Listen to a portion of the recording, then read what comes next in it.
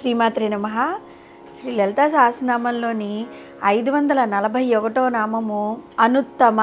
ఈ అనుత్తమ అనే నామానికి అర్థం ఏంటి అంటే తనతో సమానమైనది కానీ తనకంటే ఉత్తమురాలు కానీ లేనిది. అంటే జగన్మాత కన్నా ఉత్తమమైన దేవత కానీ సమానమైనది కానీ అంతకన్నా ఎక్కువ కానీ ఇంకో దేవతలు ఎవరు లేరు కదా. ఎందుకంటే త్రిమూర్తులతో సహా దేవతలందరినీ సృష్టించింది సాక్షాత్తు ఆ తల్లే కదా. ఈ విషయాన్ని శృతులు లేదా వేదాలు నస్సమాస్యభ్యధికస్య అని, స్మృతులు నత్వచ్చ మోహ్యాభ్యధిక కుతోస్య అని వివరించాయన్నమాట. అంటే ఆ తల్లి కన్నా సమానమైన వాళ్ళు ఎవరూ లేరు, ఆ తల్లి కన్నా ఎక్కువైన వాళ్ళు ఎవరూ లేరు. అత్యుత్తమైన ఈ పరబ్రహ్మ స్వరూపాన్ని భగవద్గీతలో 11వ అధ్యాయమైన విశ్వరూప దర్శన యోగంలోని 19వ శ్లోకంలో అర్జునుడు ఏ విధంగా వివరించాడు అంటే, ఆది మధ్యాంతరహితుడవు, అనంతమైన సామర్థ్యం కలవాడవు, అపరిమితమైన బాహువులు కలవాడవు, సూర్యచంద్రులు నేత్రాలుగా కలవాడవు, ఒక ప్రజ్వలించుచున్న అగ్ని వలె ప్రకాశించుచున్న ముఖములు కలవాడువు, నీ తేజస్సుతో విశ్వమును తమింపచేయువాడు అయిన నిన్ను నేను దర్శించుతున్నాను అని అర్జునుడు శ్రీకృష్ణునితో అన్నాడు. ఇదే పరమాత్మ యొక్క స్వరూపాన్ని భగవద్గీతలో 11వ అధ్యాయమైన విశ్వరూప దర్శన యోగంలోని 43వ శ్లోకంలో అర్జునుడు మళ్ళీ వర్ణించాడనమాట. ఓ పరమాత్మ, ఈ జగత్తుకు తండ్రివి నీవే, పరమ పూజ్యుడువు నీవే, గురువులకల్లా గురువు జగద్గురువు నీవే, 3 లోకాల్లోనూ నీతో సమానులు కానీ నీకంటే గొప్పవారు కానీ లేరు, నీవే సర్వశక్తిమంతుడవు. శ్రీకృష్ణ పరమాత్మకు లలితామాతకు అభేదం ఏముంది కనుక ఆ తల్లి విశ్వరూపం కూడా ఈ విధంగానే ఉంటుందన్నమాట. అటు శ్రీకృష్ణుడు ఇటు జగన్మాత ఇద్దరు ఒకటే కదా. ఇదే పరబ్రహ్మ స్వరూపమైన జగన్మాత లలితా త్రిపుర సుందరి యొక్క ఉత్తమోత్తమైన స్వరూపం కూడా జగన్మాత యొక్క మహత్యమును జగద్గురువులు ఆదిశంకర్లు సౌందర్యలహరిలో 24వ శ్లోకంలో వివరించారు. అమ్మ, బ్రహ్మ ఈ చరాచర జగత్తును సృష్టిస్తున్నాడు, శ్రీ మహావిష్ణువు ఈ జగత్తును రక్షిస్తూ ఉన్నాడు, రుద్రుడు ప్రళయకాలంలో నృత్యం చేస్తున్నాడు, సదాశివుడు ఈ సమస్త జగమును ఒక బీజరూపంగా తన యందు నిక్షిప్తం చేసుకుని నీ ఆజ్ఞ చేత తిరిగి సృష్టి ప్రారంభం చేస్తూ ఉన్నాడు అని ఆదిశంకరులు మనకు తన సౌందర్యలహరిలో వివరించారనమాట. ఈ సమస్త విశ్వంలోని అణువును, ఖగోళ విశ్వమును, సమస్త దేవతా స్వరూపాలను సృష్టించింది ఈ తల్లే కదా.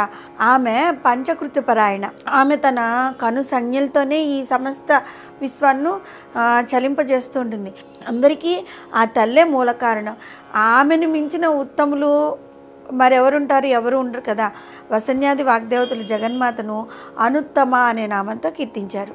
ఇంకా అనుత్తమైన ఈ జగన్మాత స్వరూపమును ఆ తల్లి యొక్క అనుగ్రహాన్ని పరిపూర్ణంగా పొందిన శ్రీ మూకశంకరులు మూక పంచశతిలోని ఆర్యా శతకంలో 46వ శ్లోకంలో ఏ విధంగా కీర్తించారంటే, అమ్మ కామాక్షి, మూలాధారముందున్న కుండలిని శక్తి స్వరూపిణి కుమారి రూపమైన బాలాదేవి, వక్రముగా నడిచే కుండలిని స్వరూప, కుటిల స్థావర జంగమాదులను ప్రసరించే తల్లి, అఖండ బ్రహ్మ విద్యాస్వరూపిణమైన చాముండ, రీంకార స్వరూపిణి, నీకు నేను నమస్కరిస్తున్నాను అని మూకశంకర్లు చెప్పారు. జగన్మాత యొక్క పరిపూర్ణమైన కరుణాకటాక్షములు పాత్రులైన అనేక మంది మహానుభావులు స్వయంగా తిలకించిన ఉత్తమోత్తమైన అనుత్తమైన స్వరూపం ఇదనమాట.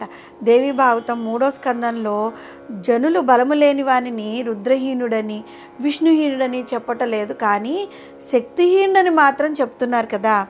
అంటే మనం చెప్పుకునేటప్పుడు రుద్రహీనుడని విష్ణుహీనుడని చెప్పుకోం, శక్తిహీనుడు అంటుంటాం.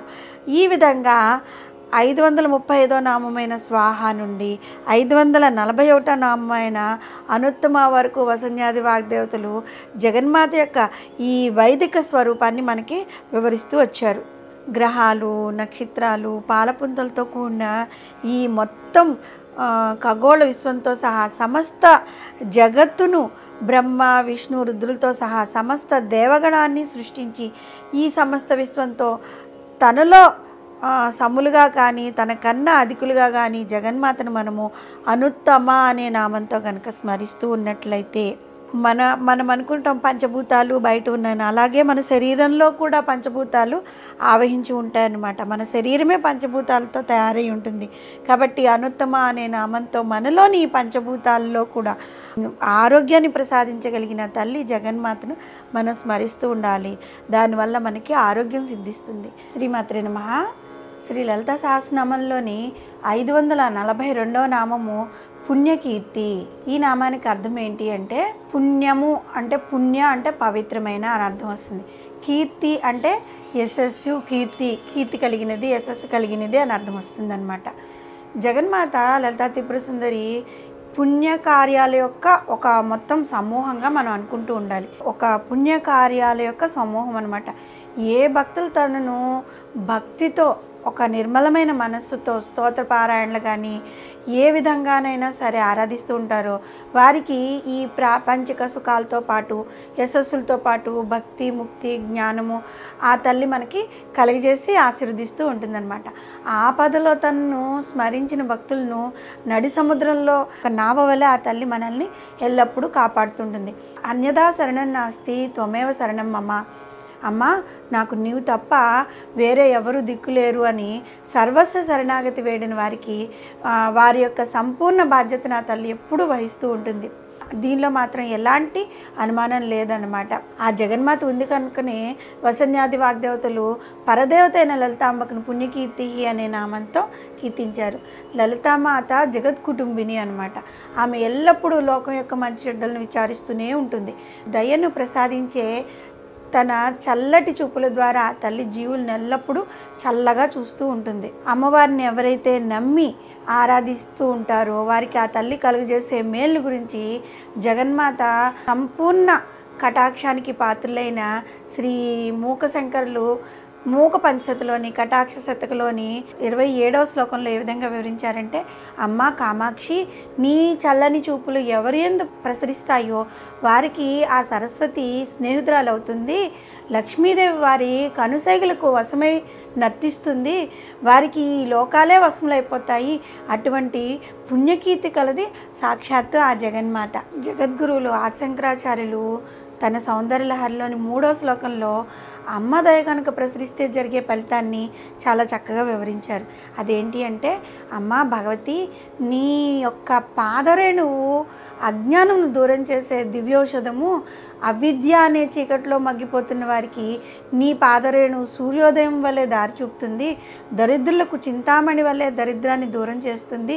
భవసాగరంలో మునిగి ఉన్న వారికి వరాహద్రంష్టి వలె ఒడ్డుకు చేరుస్తుంది అని వివరించారు. ఈ విధంగా అమ్మవారు తన భక్తుల పట్ల అపారమైన ప్రేమామృతమును కురిపిస్తుందని, ఆ విధంగా అమ్మవారికి ఆ పేరు రావడం వల్లనే జగన్మాతకు పుణ్యకీర్తి అన్న నామం స్థిరమైపోయింది. అయితే జగన్మాత అనుగ్రహాన్ని పొందడానికి మనం చేయవలసింది ఏంటి? ఆ తల్లిని మనసా వాచా కర్మణ భక్తితో మనం ఎల్లప్పుడూ స్మరించడమే. ఈ భక్తి అనేది విధాలుగా అంటే 9 విధాలుగా ఉంటుంది. అవేంటి అంటే, శ్రవణం, భగవంతుని గూర్చి కథలు, గాథలు, భజనలు, కీర్తనలు ఇవన్నీ వినడం. కీర్తనం అంటే భగవంతుని గుణగాణాలను కీర్తించడం. స్మరణం, ఎల్లప్పుడూ 24 గంటలు పగట్లో నిద్దట్లో కూడా మనం భగవంతుణ్ణి స్మరిస్తూ ఉండాలి. ఇంకా పాదసేవ, దేవుని పాదములు పూజ చేయడం.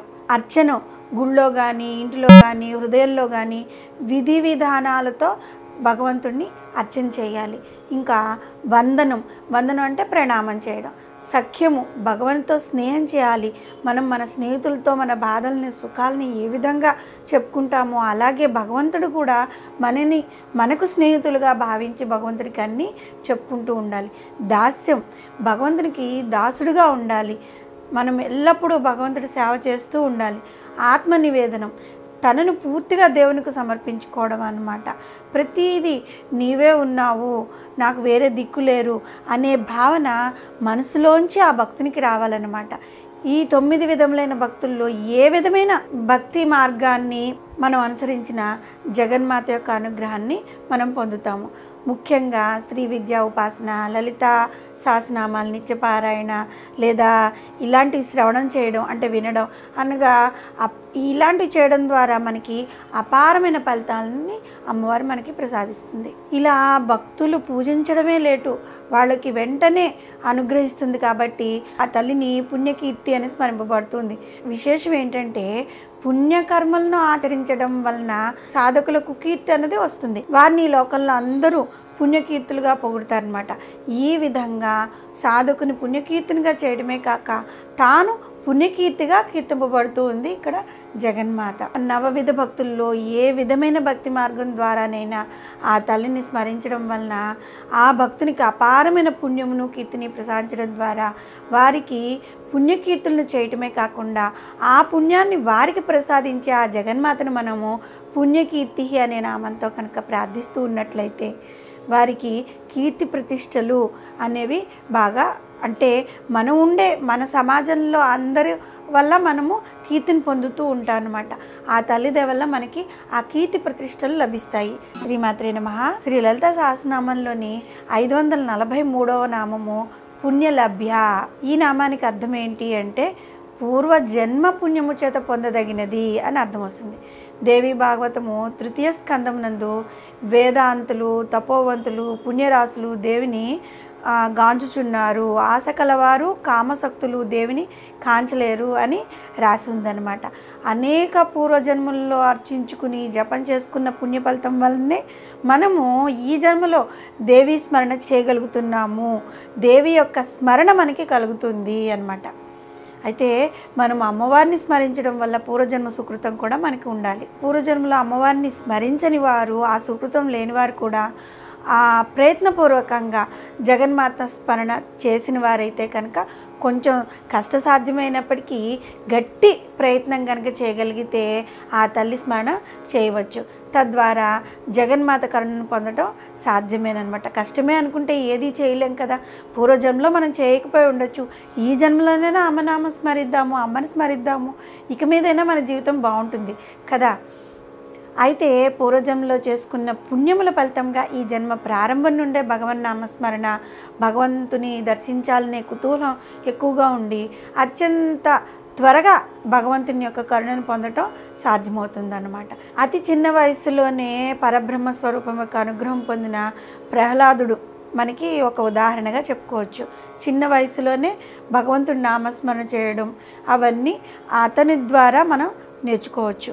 జగద్గురువులైన ఆదిశంకరులు సౌందర్యలహరిలోని మొట్టమొదటి శ్లోకంలోనే జగన్మాతను దర్శించాలంటే పుణ్యం ఉండవలసిన ఆవశ్యకతను గురించి మనకి వివరించారు. అమ్మ భగవతి, ఈశ్వరుడు కూడా శక్తివైన నీతో కూడి ఉన్నప్పుడే కదా ఈ పంచకృత్యములను నిర్వహించగలుగుతున్నాడు అని సౌందర్యలహరిలో మొదటి శ్లోకంలోనే ఆదిశంకరాచార్యులు మనకి తెలియపరిచారు. శక్తి లేకపోతే శివుడు కూడా స్థానురూపుడే అనమాట. కదలడానికి కూడా శక్తుడు కాదనమాట, కదలలేడు. హరిహర బ్రహ్మలు కూడా ఆ శక్తిని ఆరాధించి తమ తమ కార్యక్రమాలను నిర్వహించగలుగుతున్నారు. శక్తి తోడు లేనిదే శివుడు శక్తిహీనుడైతే ఇక సామాన్యుల మాట మనం ఎంత చెప్పండి. పుణ్యం లేని వారెవరు ఆ జగన్మాతను స్తుతించడానికి అర్హులు కారనమాట. అందువలన పూర్వజన్మలో పుణ్యం ఉన్నదా లేదా అన్న విషయాన్ని ప్రక్కన ఉంచితే ఈ జన్మలో పుణ్యకార్యాలను చేయడానికి, పాపకార్యాలను త్యజించడానికి, భక్తి మార్గాన్ని పెంపొందించుకోవడానికి ప్రయత్నించగలిగితే పుణ్యలభ్య అయిన ఆ తల్లి అనుగ్రహం మనకి తప్పకుండా లభిస్తుంది. జగన్మాతను ఆరాధించి స్మరించే అవకాశం రావడం ఎంతో అదృష్టం అన్నమాట. ప్రపంచంలో ఇంతమంది ఉన్నారు కదా, ఆ తల్లిని నిత్యము స్మరించాలి అనే ఆలోచన వారిలో ఎంతమందికి కలుగుతుంది? ఆ తల్లి ఈ విశ్వం అంతా నిండి ఉంది.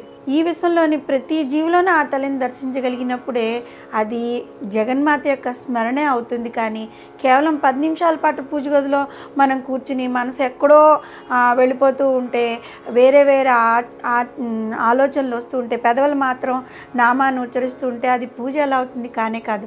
దానివల్ల ఎలాంటి పుణ్యము లభించదు. ముఖ్యంగా మనం చేయవలసింది ఏంటి అంటే దరిద్ర నారాయణని సేవించడం, అన్నార్థులను ఆదుకోవటం, ఇలాంటి కార్యాలను కూడా పుణ్యకార్యాలే అంటూ ఉంటారు. అలాగని పూజను వదిలేయవలసిన పని కూడా ఏం లేదు. సేవ, పూజ ఈ రెండింటిని సమన్వయించుకుంటూ వెళ్ళినప్పుడే అతి త్వరగా మనము జగన్మాత యొక్క మార్గంలోకి అడుగు పెట్టగలుగుతామన్నమాట. అప్పుడే మనకి పుణ్యం లభ్యమవుతుంది. జగన్మాత నామరూప వివర్జిత అంటూ ఉంటాం. ఆ తల్లికి నామరూపములు అంటూ ఏమీ లేవు.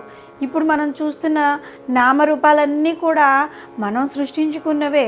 అందువల్ల పుణ్యం లభింపజేసుకోవాలి అంటే మనకి ఉన్నవి రెండు మార్గాలు.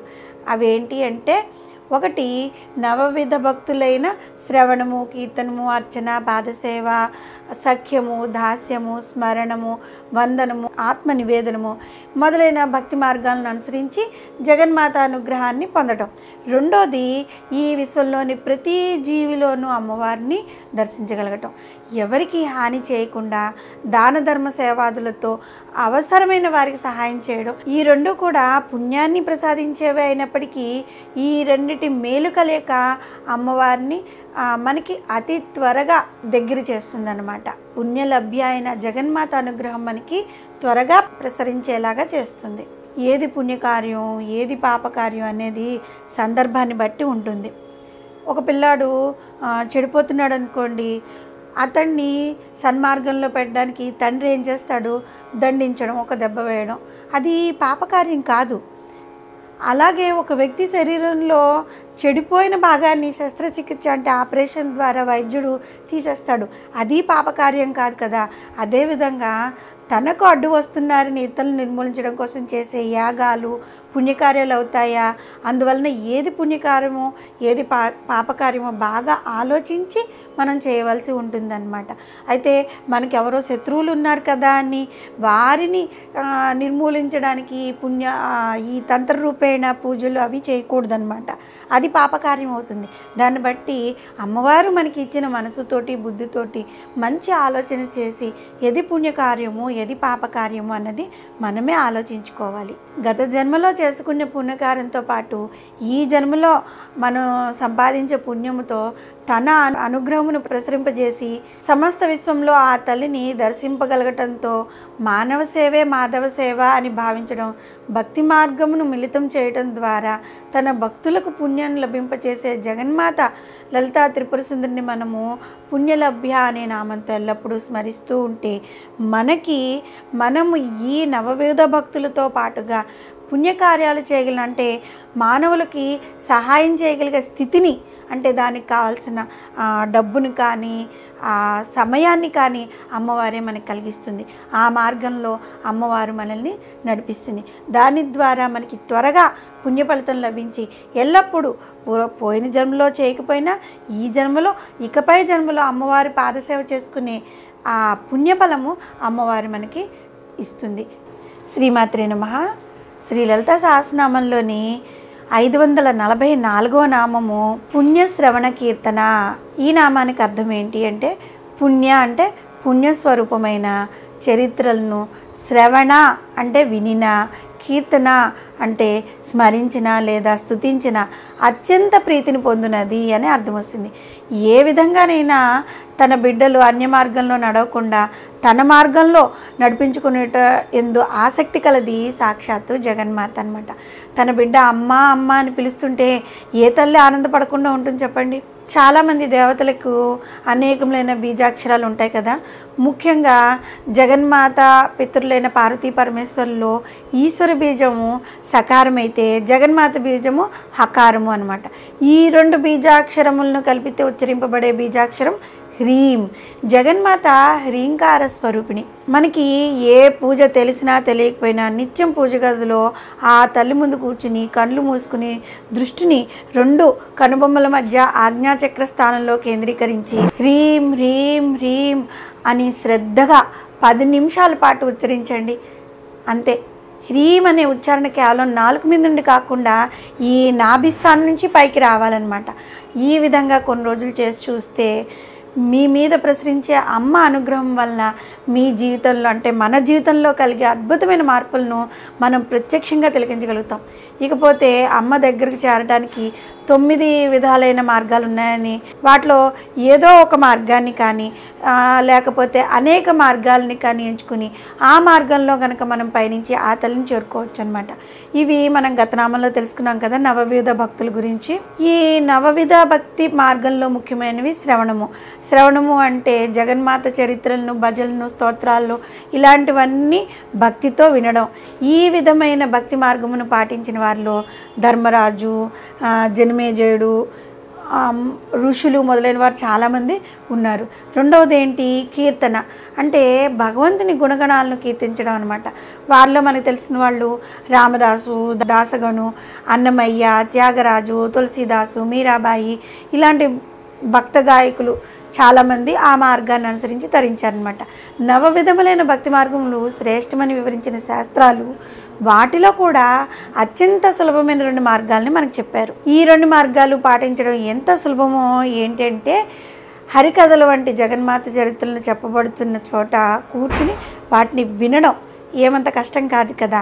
అవి హరికథలు ఎక్కడ జరుగుతున్నా అక్కడికి వెళ్ళి వాటిని వినాలి. అదేవిధంగా కీర్తనం 10 మంది కూర్చుని భగవన్ నామస్మరణ చేస్తున్నప్పుడు మనం కూడా వారితో గొంతు కలపడమే. అదేం పెద్ద కష్టం కాదు కదా. బాబో ఇది కూడా చాలా కష్టం అనుకుంటే మనల్ని రక్షించడం ఆ భగవంతుడి వల్ల ఒక తరం కూడా కాదనమాట.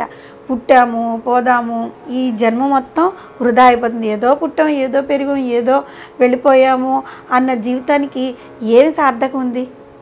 అలా కాకుండా ఈ జన్మ మొత్తం వృధా చేసుకోకుండా ఈ 2 భక్తి విధానాల చేతనైనా పుణ్య శ్రవణ కీర్తన అనే ప్రస్తుత నామంలో వసన్యాది వాగ్దేవతలు మనకు వివరించారనమాట.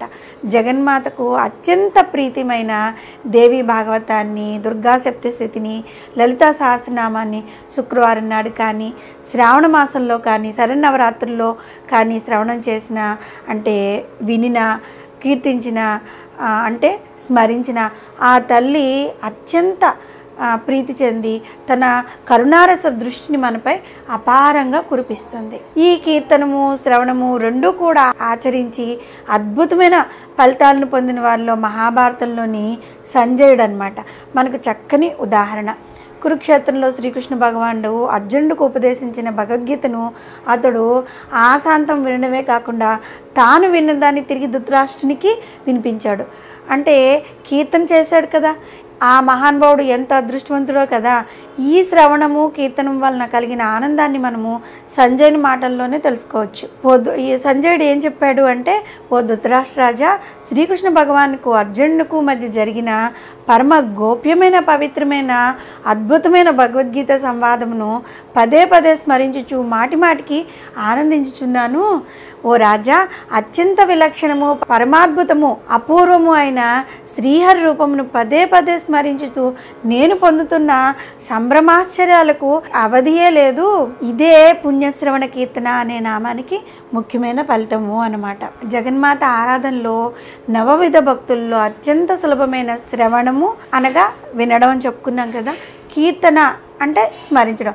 ఈ 2 విధాలైన భక్తులు తనకి అత్యంత ప్రీతికరమైనవని, ఈ 2 మార్గముల ద్వారా తను సులభంగా చేరుకోవచ్చునని వివరించిన జగన్మాతను మనము పుణ్యశ్రవణ కీర్తన అనే నామంతో స్మరిస్తూ ఉండడం వల్ల మనము శ్రవణం చేయడం ద్వారా, కీర్తన చేయడం ద్వారా అమ్మవారికి అతి త్వరగా చేరువవుతాము అన్నమాట. శ్రీమాత్రే నమః.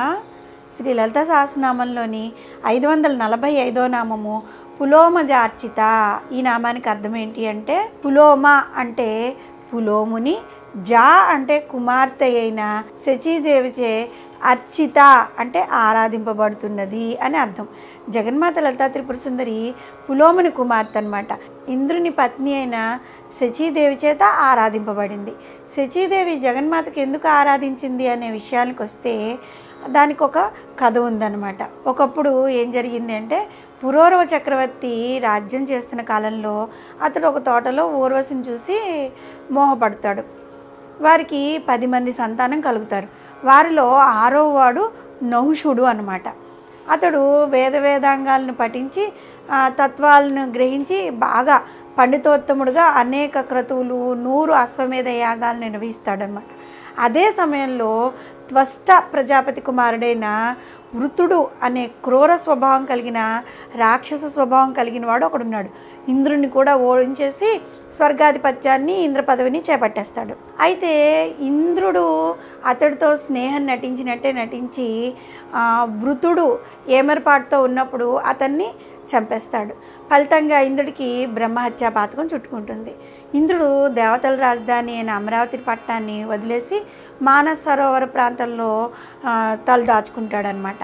అర్హులైన వారు ఎవరో ఒకరు ఇంద్ర పదవిని చేపట్టాలని, కాబట్టి దేవతలు అర్హుడైన వారి కోసం అన్వేషణ ప్రారంభిస్తూ ఉంటారు. మరి అక్కడ ఇంద్రుడు లేడు కదా, కాబట్టి దేవతలందరూ ఎవరో ఒకళ్ళు ఇంద్ర పదవిని చేపట్టడం కోసం మొత్తం అక్కడ అన్వేషిస్తూ ఉంటారనమాట. 100 అశ్వమేధ యాగాలు చేసిన వాడు ఇంద్ర పదవిని అధిష్ఠించడానికి అర్హుడైన నౌషుడు వారి దృష్టిలో, దేవతల దృష్టిలో పడతాడు. వారు అతన్ని ఇంద్రుడిగా చేసి నౌషుడికి ఇంద్ర పట్టాభిషేకం చేస్తారు. అంత వేదాంగములు తత్వాలు పఠించిన ఉత్తముడైన నౌషుడు కూడా ఇంద్ర పదవి రాగానే భోగాలకి దాసుడైపోయి ఆ భోగాల్లో తేలియాడుతూ ఎంత అధమస్థాయికి దిగజారాడంటే అతడు పూర్వ ఇంద్రుని పత్ని అయిన శచీదేవిని కూడా పొందడానికి కోరుకుంటాడనమాట. దేవతలు అతడికి నచ్చడానికి ప్రయత్నం చేస్తున్నప్పటికీ ఫలితం మాత్రం ఏముండదు. వేరే గత్యంతరం లేక శచీదేవి దేవగురువైన బృహస్పతిని దగ్గరికి వెళ్ళి శరణు వేడుతుంది. బృహస్పతి ఆమెకి భువనేశ్వరి దేవి మంత్రాన్ని ఉపదేశించి, అమ్మ ఈ మంత్రాన్ని నీవు ఆ తల్లిని శరణు వేయడమని కోరుకో, ఆ తల్లి నిన్ను తప్పకుండా కరుణిస్తుంది అని చెప్తారు. దేవగురువైన బృహస్పతి ఆదేశం ప్రకారము ఈ శచీదేవి భువనేశ్వరి మంత్రంతో జగన్మాత లలితా మహాత్రిపుర సుందరిని ఆరాధిస్తుంది. ఫలితంగా జగన్మాత శచీదేవికి ప్రత్యక్షమై ఆమె కోరిక ప్రకారము ఇంద్రునికి గల బ్రహ్మహత్యా పాతకాన్ని తొలగించేస్తుంది. ఇంద్ర పత్ని యొక్క పొందును కోరుకోవడం తప్పు కదా, దానికి గాను నహుషుడు అగస్త్యుని శాపానికి గురై సర్పంగా మారి అడవుల్లో సంచరిస్తూ ఉంటాడనమాట. ఇంద్రుడు తిరిగి తన పదవిని మళ్ళీ తాను చేజిక్కించుకుంటాడు. ఈ విధంగా పులోముని కుమార్తె అయిన పులోమజ అనే ఆమె చేత అర్పింపబడింది కాబట్టి జగన్మాత లలితా త్రిపుర సుందరిని వసన్యాది వాగ్దేవతలు పులోమజార్చిత అనే నామంతో కీర్తించారనమాట. ఈ వృత్తాంతం వల్ల మనకు అర్థమైంది ఏంటంటే యోగక్షేమం వహామ్యహం అన్నట్లుగా నిరంతరము భక్తుల యోగక్షేమాల భారాన్ని తాను స్వయంగా వహించే జగన్మాత అన్యదా శరణం నాస్తి త్వమేవ శరణం మమ, అమ్మ నాకు నీవు తప్ప వేరే దిక్కులేరు, రక్ష రక్ష జగన్మాత అని మనసారా గనక మనం ప్రార్థించినట్లయితే ఆ తల్లి మనల్ని కాపాడి తీరుతుందనమాట. ఇది సత్యం. సత్యం పునఃసత్యం అంటే తిరిగి మళ్ళీ చెప్తున్నాను అని అర్థం.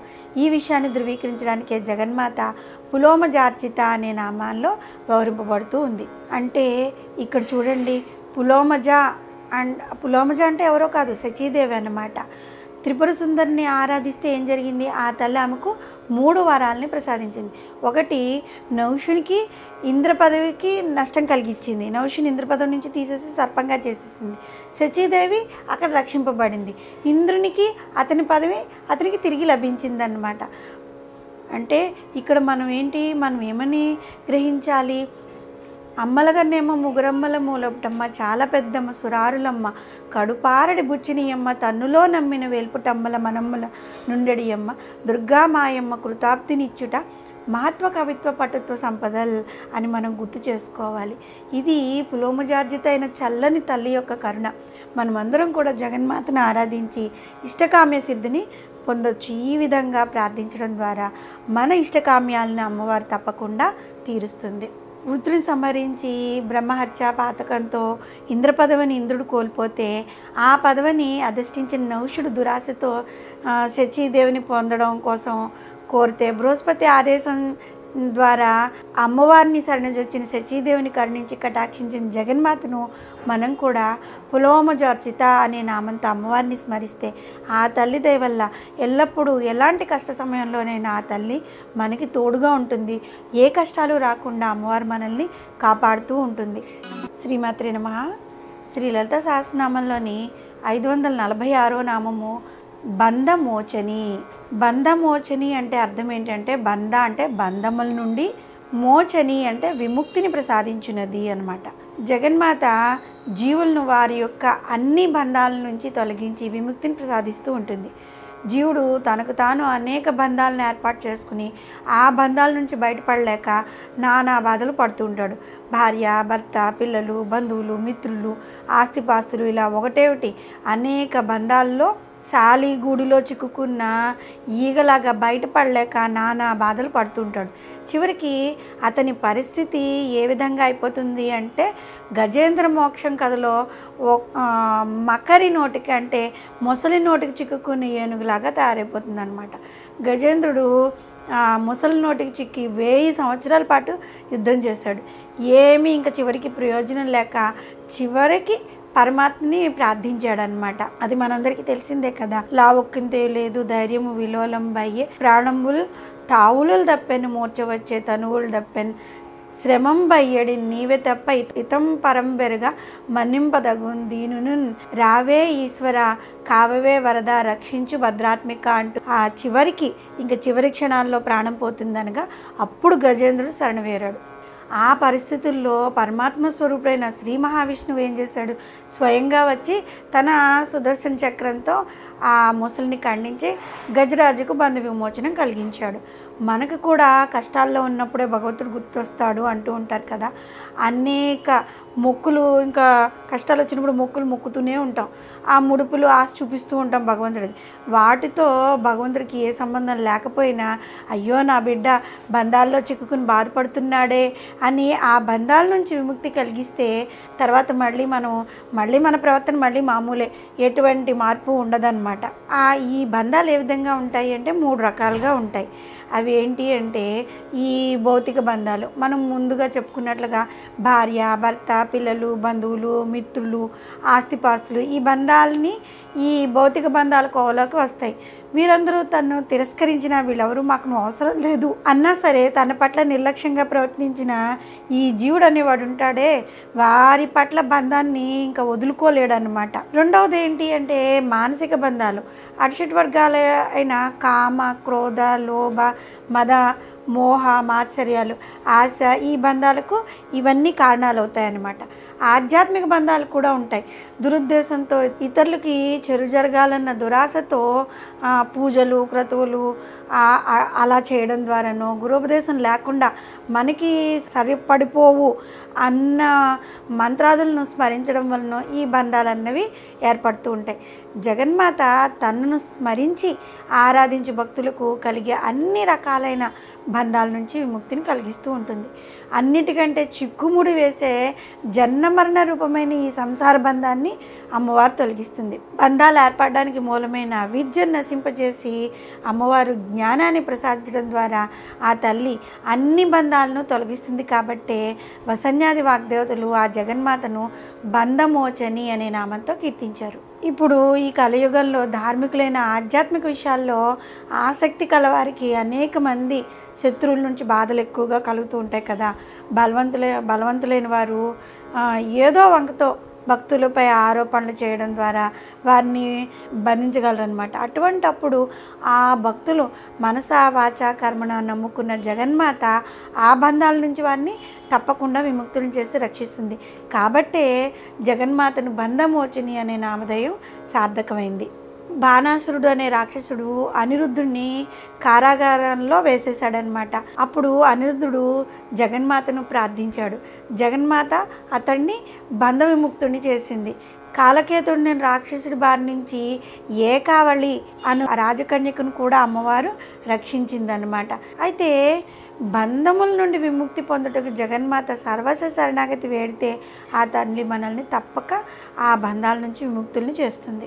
జీవుడు అవిద్య, అజ్ఞానం ద్వారా తనకు తాను ఏర్పరచుకున్న భౌతిక సంబంధమైన, మానసిక సంబంధమైన, ఆధ్యాత్మిక సంబంధమైన బంధముల్లో చిక్కుకుని బాధపడలేక అల్లాడుతున్నప్పుడు అతని అంటే ఆ భక్తుని యొక్క ప్రార్థనను మన్నించి ఈ అన్ని బంధాల నుంచి విముక్తి ప్రసాదించే ఆ జగన్మాతను బంధమోచని అనే నామంతో మనం స్మరిస్తూ ఉన్నట్లయితే ఆ తల్లి మనల్ని కూడా మనం చేయని తప్పులకి మనల్ని ఎవరైనా బంధించినట్లయినా తెలిసి తెలియకుండా మనం చేసిన తప్పులకైనా ఆ తల్లి మనల్ని క్షమించి మనల్ని ఆ బంధాల నుంచి ముక్తుల్ని కూడా కావిస్తుంది.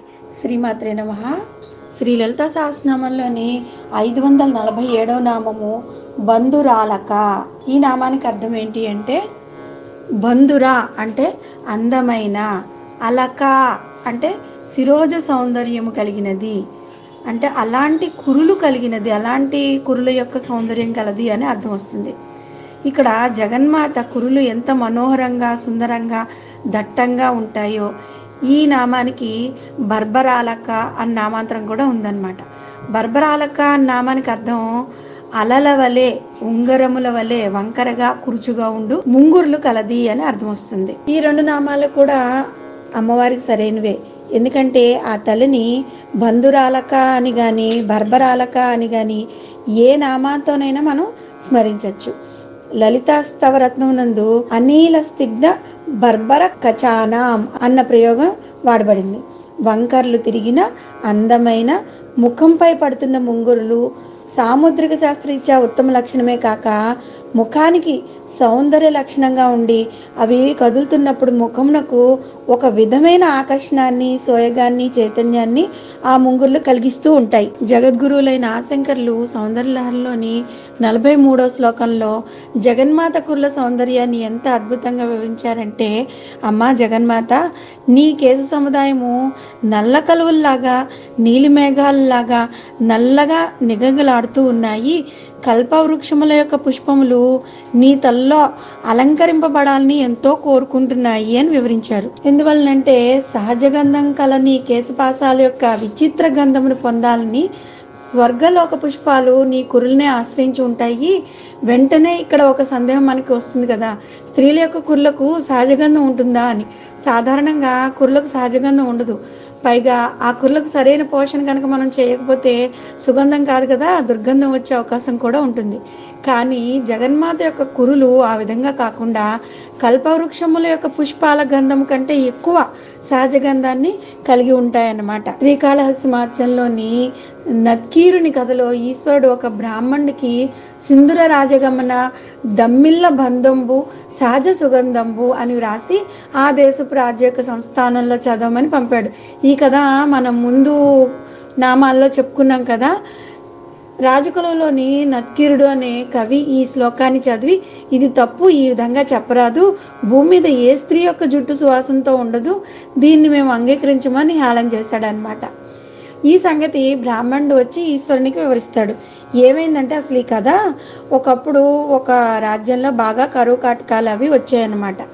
అయితే అక్కడ ఒక భక్తుడు మాత్రము శివుడికి పూజ చేస్తూ ఆ రాజ్యంలోనే ఉండిపోయాడు. దానికి తినడానికి కూడా సరిగ్గా లేని స్థితిలో అప్పుడు ఈశ్వరుడు వచ్చి ఆ ఒక కాగితం మీద ఆ శ్లోకాన్ని రాసి అతనికి ఇస్తాడనమాట ఆ భక్తుడికి. అప్పుడు ఆ భక్తుడు ఆ కాగితాన్ని తీసుకుని నిండు సభలో రాజుగారి ముందు ఆ శ్లోకాన్ని చదువుతాడు. చదివినప్పుడు ఇలా ఎవరికి ఏ స్త్రీ యొక్క కుర్లు మంచి సుగంధాన్ని కలిగి ఉండవు అని చెప్పి అక్కడున్న మహాపండితుల్లో ఒక అతను ఈ భక్తుడిని వెటకారంగా మాట్లాడతాడనమాట. అప్పుడు సాక్షాత్తు శివుడే ఈ కాగితం మీద రాసి ఇచ్చాడు అని చెప్తే వాళ్ళు ఎవరు నమ్మరు కదా. అందుకని తీసుకొచ్చి శివుడికి ఆ విధంగా చెప్తే శివుడు వెళ్ళి నిండు సభలో నాకు మాత్రమే తెలిసిన ఈ సత్యంను ఎవరు తెలుసుకుంటారు, నేను శివుణ్ణి అని చెప్పి అమ్మవారి యొక్క కురుల యొక్క సుగంధాన్ని శివుడు సాక్షాత్తు చెప్తాడనమాట. ఆ కథలోనిది ఆగ్రహదగ్ధుడయ్యాడు. ఆ తర్వాత ఆ బ్రాహ్మణుడు రూపంలో మళ్ళీ శివుడు రాజా సభకు వెళ్ళి అక్కడ కేవలం నత్కీరునికి మాత్రమే కనబడేలాగా తన 3వ నేత్రాన్ని చూపించి ప్రశ్నించాడనమాట. అయినా అహంకారం తలకెక్కిన నత్కీరుడు 3వ కన్ను కాదు కదా, తన చుట్టూ కన్నులు చూపించినా నువ్వు రాసిన తప్పంటే తప్పు అన్నాడనమాట. తర్వాత అహంకారానికి ఫలితంగా ఈశ్వర శాపానికి గురయ్యాడు నత్కీరుడు. అంత మనోహరమైన సహజ సుగంధంతో కూడిన జగన్మాత కేశ సౌందర్యాన్ని తిలకించడం మన ఈ భౌతిక నేత్రాలకు సాధ్యమే కాదు. ఎందుకంటే ఆలయంలో ఆ తల్లి కురుల సౌందర్యాన్ని తిలకిద్దామా అంటే మనకి అమ్మవారి కుర్లు ఆమె శిరస్సుపై ఉన్న మణిమాణిక్య ఖచ్చితమైన కిరీటంతో కప్పబడిపోయి ఉంటాయి. కిరీటంతో కప్పేస్తారు. పోనీ ఆలయంలో అమ్మ వెనక వైపుకు వెళ్ళి దర్శిద్దామా అంటే వెనక వైపు మనకి వెళ్ళనివ్వరు. అందువల్ల కేవలం ధ్యానంలో మాత్రమే మనము అమ్మ కబరీ బంధమును దర్శించగలుగుతాం అన్నమాట. ఆ కుర్లకు గల సహజగంధమును అనుభూతిని మనం పొందగలుగుతాము. సాధారణంగా పురుషుడు పర్నారి యొక్క కేశపాశాలను తదేక దృష్టితో చూస్తున్నాడంటే వాడు పాడైపోతున్నాడని మనం గ్రహించాలి. కానీ జగన్మాత కుర్లను దర్శించడం ఆ విధంగా కాదనమాట. అమ్మవారి కబరీ బంధ దర్శనము శివము అంటే మంగళప్రదం అనమాట. ఆ కబరీ బంధ దర్శనం మనలో శిరోభారాన్ని అజ్ఞానాన్ని తొలగించి వేస్తుంది. జీవులకు గల క్లేశాలను పూర్తిగా తొలగిపోతాయి. అమ్మ కబరీబంధ దర్శనం చేసిన స్త్రీలకు 5వ తరం ఎప్పటికీ నిలబడిపోతుంది. మనోహరమై సుందరమై దట్టమైన నీలి మేఘాల వల్లే వంకీలు తిరిగి అమ్మ పాలభాగములపై దోబూచులాడుతూ సహజగా సుగంధాలతో కూడి ధ్యానంలో అమ్మ కేశపాశాలను దర్శనంతో మన శిరోభారాన్ని అజ్ఞానాంధకారంను తొలగించే జగన్మాతను మనము బంధురాలక అనే నామంతో స్మరిస్తూ ఉంటే ఆ తల్లి దయా కటాక్షాలు మనపై ప్రసరించి తలనొప్పు అవి వస్తూ ఉంటాయి, పార్శ్వ నొప్పులు అవి వస్తూ ఉంటాయి కదా, అవన్నీ పోయి ధ్యానంలో అమ్మవారి యొక్క కురులను మనం తలుచుకుని ప్రార్థిస్తూ ఉండాలన్నమాట. ఆ విధంగా చేయడం ద్వారా మైగ్రేన్ తలనొప్పులు, పార్శ్వ నొప్పులు, ఇంకా మెదడుకి సంబంధించిన ఎలాంటి వ్యాధులైనా సరే సంపూర్తిగా తొలగిపోతాయి. శ్రీమాత్రే నమః. శ్రీ లలితా సహస్రనామంలోని 548వ నామము విమర్శ రూపిణి. ఈ నామానికి అర్థం ఏంటి అంటే పరమాత్మ యొక్క సహజమైన రూపము అని అర్థం వస్తుంది. ఈ పరమాత్మ రూపము ఒక స్వయం ప్రకాశం అనమాట. అంతటా ప్రసరించి సృష్టి స్థితి లయాలకు కారణమయ్యే పరమాత్మ యొక్క శక్తి రూపమే ఈ విమర్శ రూపిణి. జ్ఞానబిందు చిత్ అయితే ఆ జ్ఞానం యొక్క వికాసమును వైభవాన్ని ప్రకాశాన్ని సూచించే బిందువు విమర్శ రూపిణి. జగన్మాత ఆ విమర్శయే తన స్వరూపముగా కలిగినది అన్నమాట.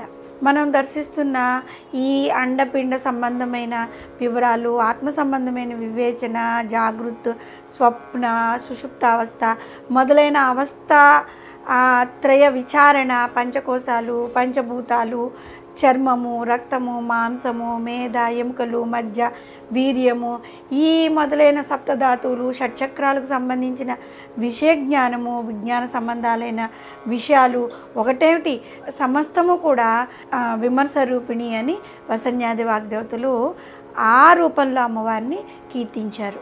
స్వయం ప్రకాశకుడైన సర్వేశ్వరుని ప్రకాశ రూపమే జగన్మాత విమర్శ రూపము. పరమాత్మ స్వరూపంలో ప్రకాశము విమర్శము రెండు కూడా అక్కడ కలిసి ఉంటాయన్నమాట. ప్రకాశము ఈశ్వరుడైతే విమర్శ అమ్మవారు.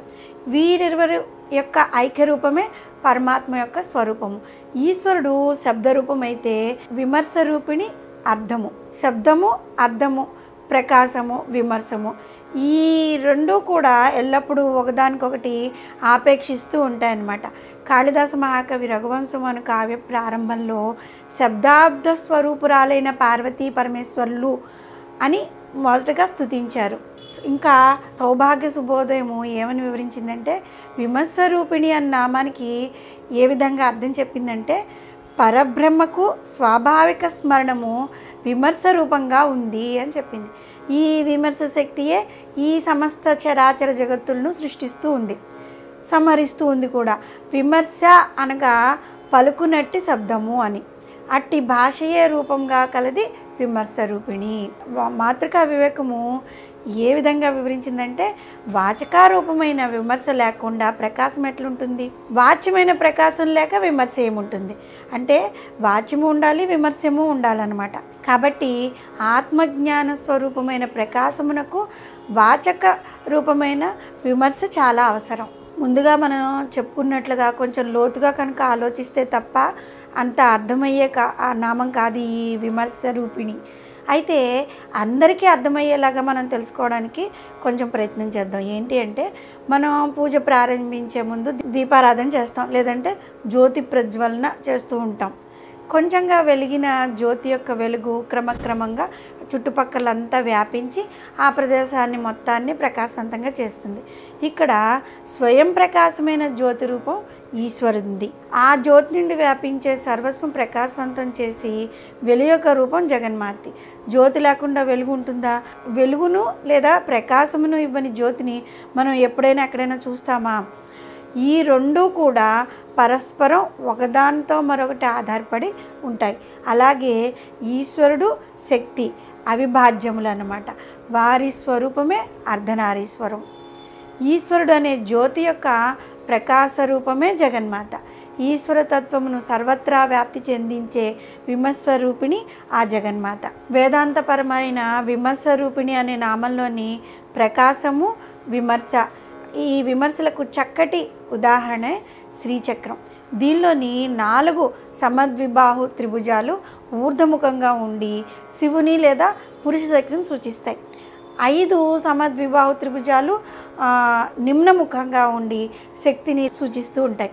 కావున ఈ శ్రీచక్ర యంత్రంను వ్యతిరేక దివ్యశక్తుల సంగమముగా సూచిస్తూ ఉంటుంది.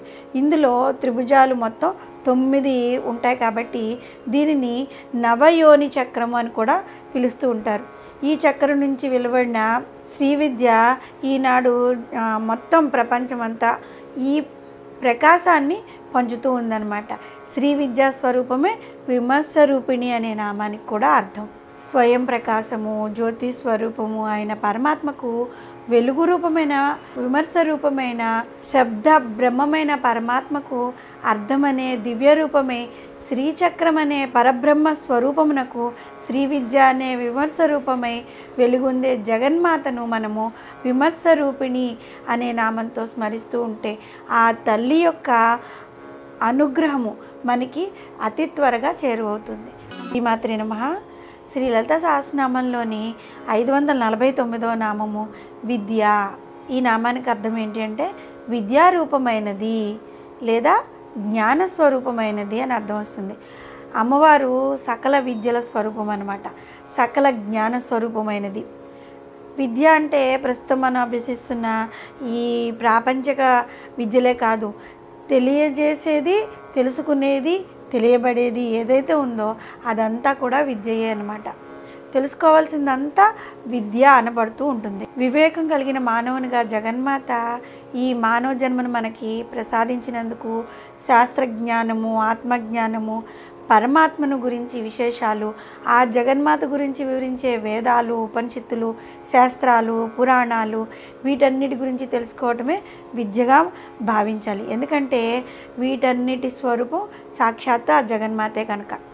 ఆ తల్లి జ్ఞాన జ్ఞేయ స్వరూపిణి కనుకనే వసన్యాది వాగ్దేవతలు ఆ తల్లిని విద్య అనే నామంతో కీర్తించారు. దేవీ మహత్యము మోక్షము నొసుగు జ్ఞాన స్వరూపిణి అయింది విద్య. భగవతి అయిన పరాశక్తి విద్యగా ఉన్నది అని చెప్పింది.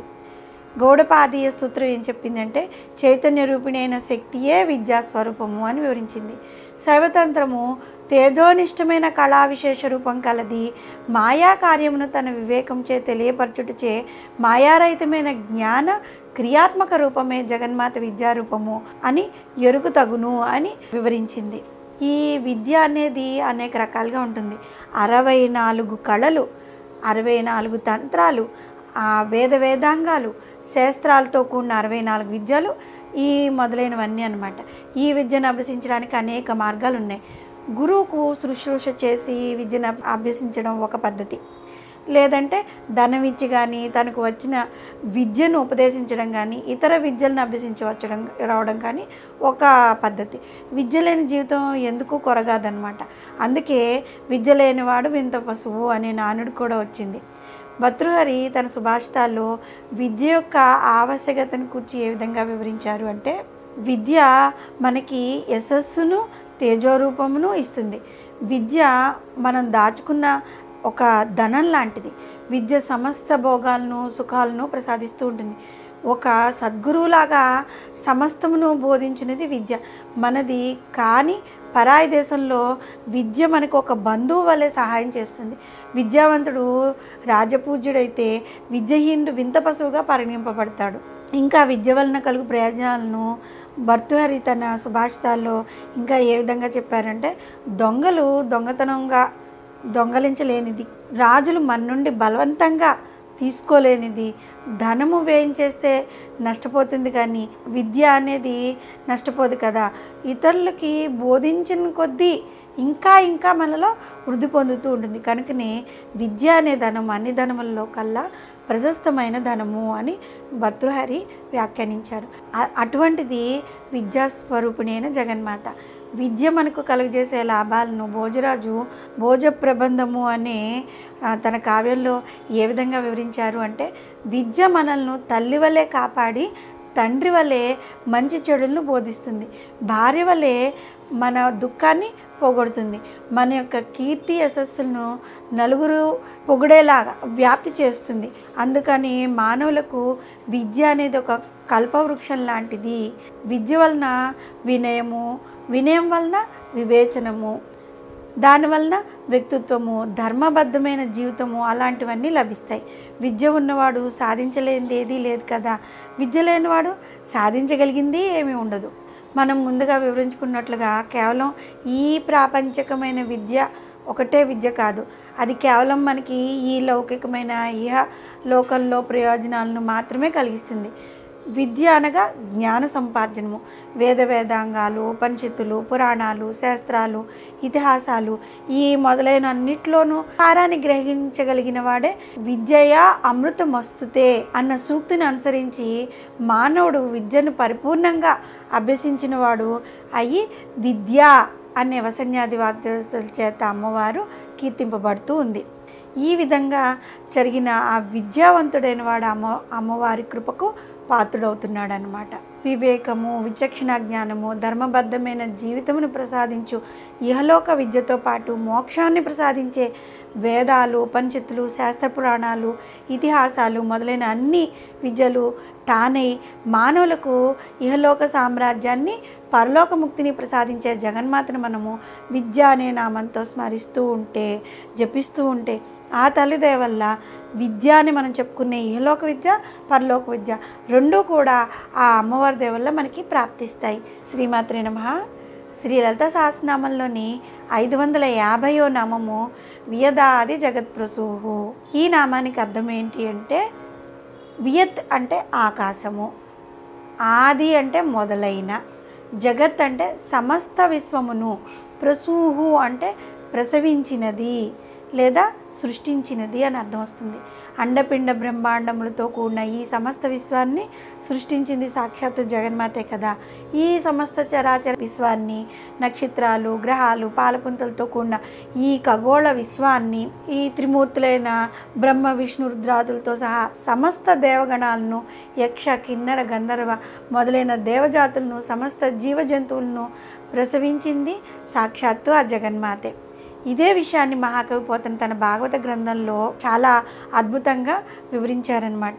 జగన్మాత తల్లులందరికీ తల్లి, సప్తమాతృకలను కన్న తల్లి, ముల్లోకాలకు మూలమైన లక్ష్మీ, సరస్వతి, ఆ పార్వతులకే మూలమైన తల్లి, అందరి అమ్మల కన్నా అధికురాలైన మహాతల్లి, రక్కసి మూకలను ఆడగించిన యమ్మ, నమ్ముకున్న దేవతామ తల్లుల నిండు మనసుల్లో నివసించే తల్లి. అట్టి మా అమ్మ దయాసముద్రి అయ్యి కవిత్వంలో గొప్పదనము, పటుత్వములను సమృద్ధిగా ప్రసాదించుగాక. అటువంటి తల్లిని వసన్యాది వాగ్దేవతలు వియదాది జగత్ప్రసూహు అనే నామంతో కీర్తించారు. ఈ విషయాన్ని సంకేతిస్తూనే దక్షిణాంనాయ పీఠమైన శ్రీ శృంగేరి సంస్థానంలో భాద్రపద బహుళ అమావాస్య నాడు, అంటే శరన్నవరాత్రులకు ముందుగా వచ్చే రోజున జగద్గురువులు ఆదిశంకరులు మహాకాళి, మహాలక్ష్మి, మహాసరస్వతి ముగ్గురమ్మలను ఏకరూపంలో ప్రతిష్ఠించిన జగన్మాత శృంగేరి శారదాంబను జగత్ప్రసూతిగా అలంకరిస్తూ ఉంటారు. ఆ తల్లి యొక్క అలంకారాన్ని తిలకించడానికి మన 2 కళ్ళు సరిపోవు. ఈ అలంకారంలో భాగంగా జగన్మాత తన ఒడిలో ఒక కళ్ళు తెరవని పసిపాపను కలిగి ఉన్నట్లుగా పెడతారన్నమాట. ఈ సమస్త జగత్తును కన్న తల్లిని నేను, ఇంకా కళ్ళు తెరవని పసిపాపలాగా ఉన్న ఈ సమస్త జీవజాలాన్ని నేను కంటికి రెప్పలాగా కాపాడుతూ ఉంటాను అని అమ్మవారు మనకి అభయం ఇస్తున్నట్లుగా ఉంటుంది ఆ జగన్మాత యొక్క అవతారం. ఇక వియజాది జగత్ప్రసూహ అనే నామానికి మరింత విస్తృత అర్థము పంచభూతాలైన పృథ్వీ వ్యాపస్తేజో వాయురాకాశములు అనగా ఆకాశతత్వం నుండి పృథ్వీతత్వం వరకు మధ్యలో గల ఈ జగత్తును కారణమైన అనేక సూక్ష్మతత్వాలను కూడా జగన్మాతే సృష్టించింది కదా. సృష్టికి ప్రథమనాదము పరమాత్మ స్వరూపమైన ఓంకారం నుండి ఆకాశము, దాని నుండి వాయువు, వాయువు నుండి అగ్ని, అగ్ని నుండి నీరు, నీటి నుంచి భూమి, ఈ మొదలైన పంచభూతాలు ఆ తల్లి సృజించింది.